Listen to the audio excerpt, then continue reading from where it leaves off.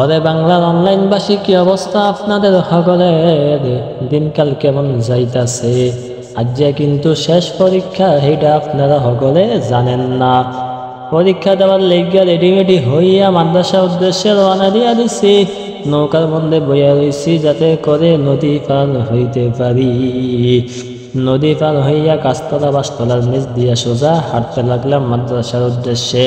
হাঁটতে হাঁটতে হঠাৎ ছাইয়া দেখি আমার সামনে মাদ্রাসা ইয়ে পড়ছে।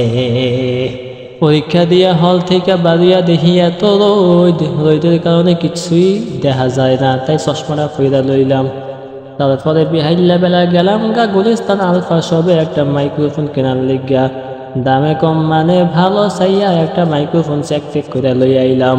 অরে অনলাইন বাসী রে, সন্ধ্যার পরে গেলাম কাজে, কারণ কাজে না গেলে টেহা পাওয়ান যাইত না। কিন্তু আইজা কাজও যাইয়া দেখি রাস্তাঘাটে এত জ্যামের কারণে দোকানপাট ঠিক মতো খুলতে পারে নাই। এই জ্যাম কবে ছাড়বো, কবে দোকান খুলবো, কবে বেচা কিনা হইব, কবে বাসায় আমি এই চিন্তায় আছি। কিন্তু যখন দোকান খুলছে এত তাড়াতাড়ি বেচা কিনা হইয়া গেছে যা কেউ কল্পনাও করে নাই। দেরিতে দোকান খোলার পরেও আগে আগে বেচা কিনা শেষ হইয়া গেছে। বেচা কিনা শেষ কইরা হাঁটতে হাঁটতে গল্প করতে করতে বাসায় চইলাইলাম।